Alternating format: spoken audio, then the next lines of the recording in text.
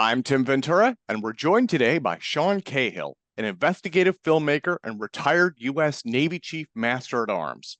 He served on various vessels and duty stations abroad. Most notably, he was part of the bridge crew on board the USS Princeton during the infamous Tic Tac UAP incident with the USS Nimitz in 2004. He joins us today to discuss the emerging story of four unidentified flying objects shot down over the U.S. last week. So, Sean, welcome back. It has been a weird week. Folks in the audience, just to preface this, folks in the audience have been asking me what I think of this story, and they have been asking me to ask you what you think. So I need aspirin. That's where I'm at. Where are you at? I'm in about the same place. Yeah, there's questions and inquiry coming from 100 directions, with very different intent behind them around this subject. So there's a lot of things in the air at the moment, no pun intended. So Yeah, well, no, that's a good point, right? Like when you have something that's mysterious like this, everyone tries to fit it into their own narrative, you know? So I'm sure that like people in the UFO community are trying to say, okay, well, this is an unidentified, alien artifact. And of course, the defense community is looking at this in terms of, Chinese surveillance, and who knows what the actual story is. But I have been going through, and I sent these to you beforehand. I've been going through and taking notes. I've probably got about 20 different news stories that I've looked at. So this all started with a high altitude Chinese balloon that was shot down last Saturday. That's a week and a couple days ago, off the coast of South Carolina. It traveled across the United States. Since then, a second object was shot down just last Friday over Alaska at about 40,000 feet.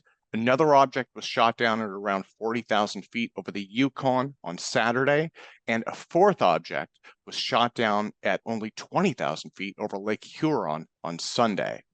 CNN quoted an anonymous national security spokesperson as saying these objects did not closely resemble and were much smaller than the PRC balloon, and we will not definitively characterize them until we can recover the debris, which we're working on. Politico reported that the object shot down on Friday was reportedly cylindrical in shape and roughly the size of a small car, and also not maneuverable. And I think that's about all they've said. It appeared to also lack surveillance equipment. Canada's defense minister said that the one shot down over the Yukon was also small and cylindrical, and then the one over Lake Huron was octagonal in structure, and that reportedly had strings hanging off of it, but no payload. So let me go to you on these, because in some ways, so the one over Alaska and then the one over Yukon, these kind of resemble the Tic Tac in their description, right? They're cylindrical, they're elongated. I'd say on that data point, that one descriptor, yes, but I would need to know the angle of attack of the cylinder. What was its orientation? If I've got pilots that can make a determination that it was non-maneuverable, is that only based on the idea that there were no obvious means of propulsion? Or was it just based on the fact that it remained stationary or seemed to move with the air currents? There's a lot of data points that are missing for us at home. We've got the sensational headline portion. We've got unidentified objects in American and allied airspace, undetected for a long period of time or unreported to the public. But as we were finding out, as this develops, this has been going on for quite a while. We've had numerous balloon incidents like this that were tracked, just not disclosed to the public. I would say that when they're definitive balloons, whether weather balloons, Chinese surveillance balloons, or God forbid, test beds for EMP weapons, as some have wondered, that's one thing completely separate. Those are identified and identifiable, and they're following proper tracks. I'm curious at a cylinder. A cylinder is not a good way to make a balloon unless you have counterweights, propulsion, different ballasting, and the means to monitor and make those changes, because that shape doesn't want to lay on its side. A Tic Tac filled with helium or hydrogen is not naturally going to float in a horizontal manner. It's going to need to be forced down into that orientation based on the way that buoyancy works. So if we were to find out that they were horizontally oriented without any means of ballast or propulsion, I'd be very interested as someone who studies UAP in the case. Across the board, I'm interested from a national security aspect, because the question, while I'm not a fan of this question with UAP, why now? Why are we suddenly seeing these? Why are they? We know that they're not novel immediately. They just haven't been reported to us. So are we looking at something that is a question of just a different administration that has a different interest in reporting different things for political reasons based on Ukraine and mounting tensions, et cetera? Or are we looking at something that is more akin to maybe filters have been taken off at NORAD or somewhere else uh, in accordance with something like Arrow, and now we're suddenly looking farther down the spectrum at objects we weren't looking at before, at the loitering clutter on the radar, or low, slow flyers that don't appear to be threats of some kind. There's a lot of information we're missing. And so a lot of people are conflating UAP to already identified shot down balloons, tracked surveillance equipment. But this is indicating to us that we have a hole in our frontier, so to speak, and that little scale there where these balloons are fit perfectly in to the scale where we find UAP. So if this is a question of national security, we're looking at holes in our fence. And if this is a question of the presence of something more esoteric, well, we seem to have found a way to detect it. Why are we immediately shooting these things down if they're not identified?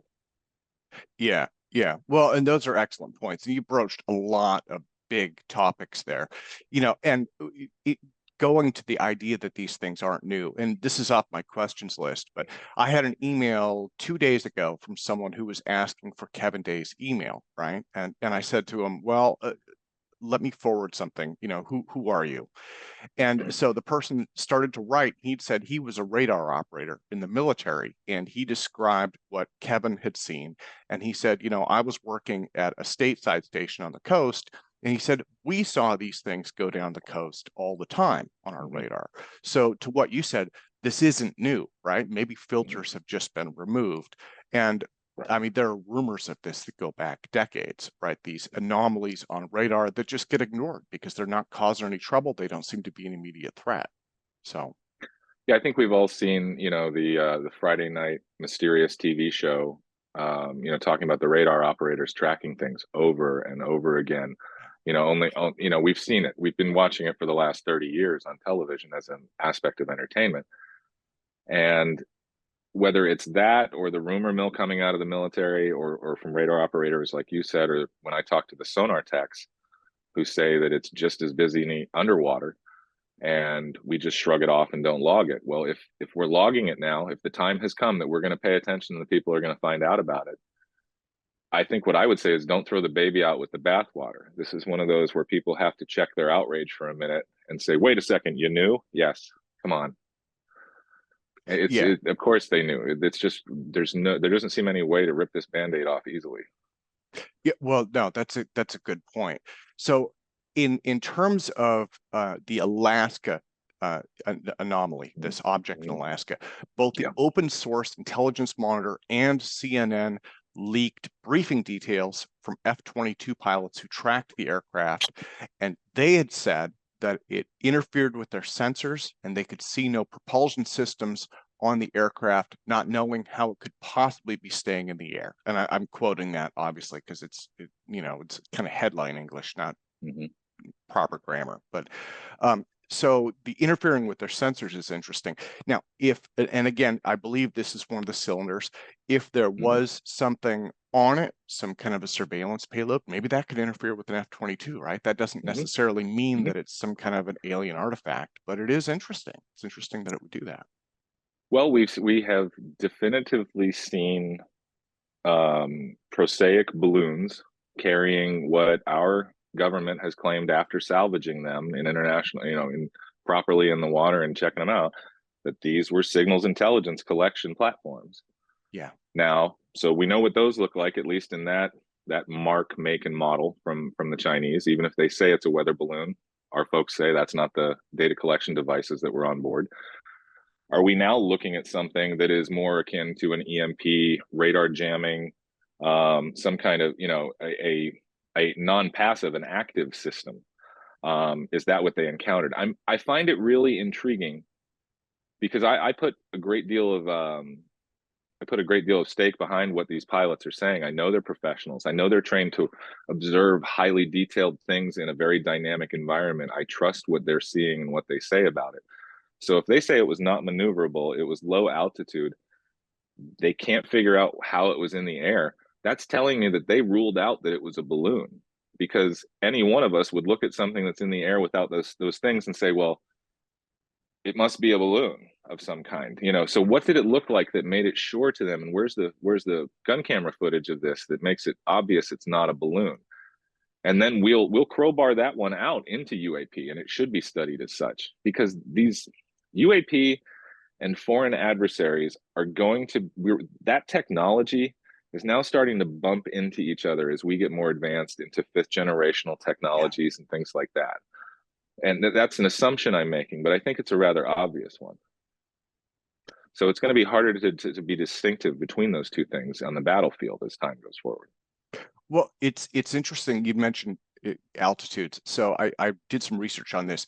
So according to USA Today, and this is common knowledge, the common cruising altitude for most commercial airlines is 33,000 to 42,000 feet, roundabouts. Weather balloons, when they're released, and I saw a bunch of photos of these, and these actually look like, when they do, apparently there are something like 90 or 100 weather balloons released every day. But these just look like oversized party balloons, right? They're round, they have a single person holding them. They're not that large. They have a radio sonde attached to them. They travel up to 100,000 feet in the air, and they basically go up much faster than they move sideways. And again, the objects that we're talking about here were at around 40,000 feet, which is probably the reason why the government officials cited a potential risk to civilian aviation as the reason to shoot these things down, as well as the surveillance potential. Now, another thing that I looked up was when the original reports came out, they'd said, nope, this is a surveillance device. And I said, well, wait a minute. The Chinese are saying this is a weather balloon. So Politico quoted an unnamed senior State Department official who said they had high-res imagery from U-2 flybys that revealed that the initial balloon, the one from China, was capable of conducting signals intelligence collection, and the equipment aboard it was inconsistent with what they would see in a weather balloon. So I guess that was how they made that determination, right? But again, it's interesting that Chinese balloon, it doesn't resemble a Tic Tac. And from the media reports, it doesn't resemble these three other reported objects. And so one of the things that occurred to me was, it seems like it's fair to say that if the Chinese were going to spy on us, now we know how they would do it and what it would look like. And that's not what you encountered on the Princeton, right? And that's not these objects in Alaska or over the Yukon. You're absolutely correct. Our personnel on the scene, our professionals on board USS Princeton and USS Nimitz were able to determine very early that this was not a balloon or seagulls or other chaff or things like that once we had all the data in. And so, no, it's assuredly not what we encountered on Princeton. And I would say, secondly, let's back up a minute and say, we know the Chinese are going to spy on us, and that this is one of the many means of which they would do so. And I think it's interesting, if it's passive spying, doing nothing more or less obtrusive than a satellite might, then perhaps you would want to let it go so you can witness the capabilities of the platform. If it's not a threat, you're going to watch it as long as you need to. You're not going to shoot it down until you have to.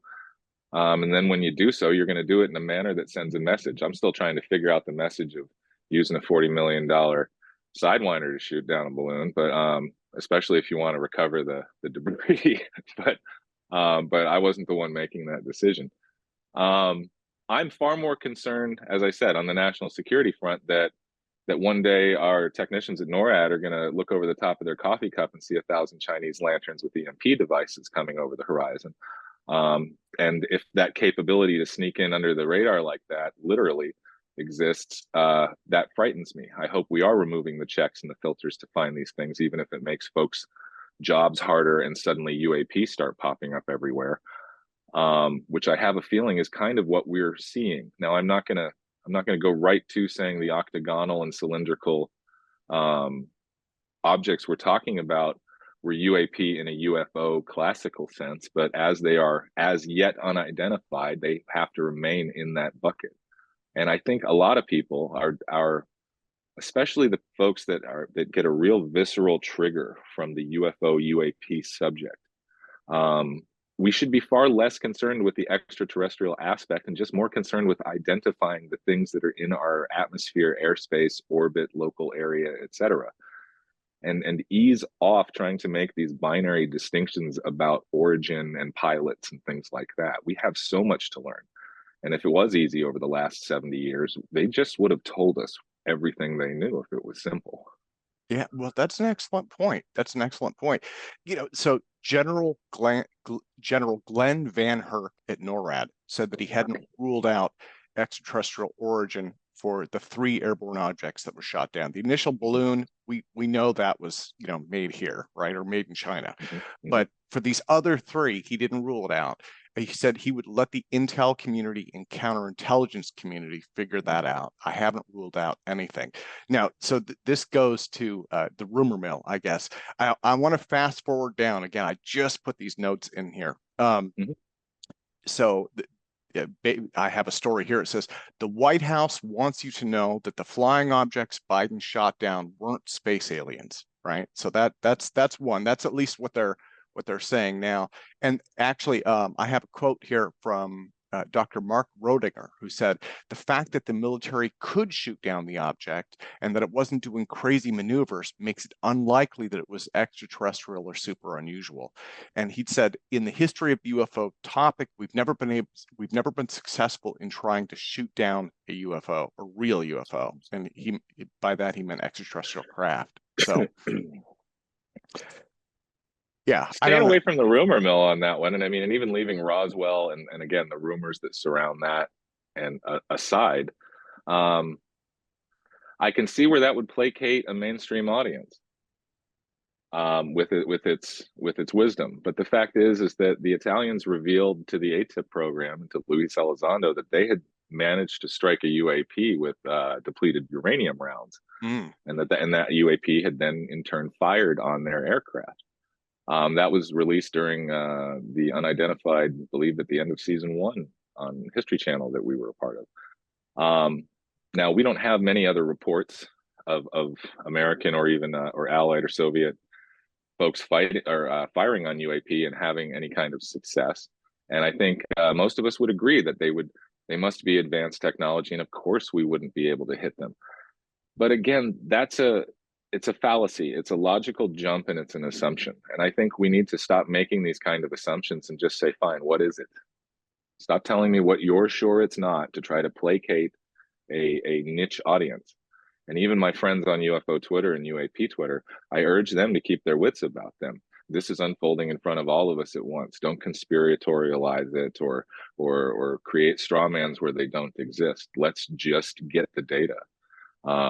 There's a lot of it, so let's take a look at it and let's demand from leadership to have more clarification on the data. It's not enough to give us these flaming headlines of they say it's not aliens. Cool. Why was it a cylinder? Give us more information. What color was it? Orientation, etc. So, and unfortunately, the folks that are getting asked those questions are generalized press secretary type folks. They're not specialists that are trained to answer those. They just have the sound bites they've been given. So.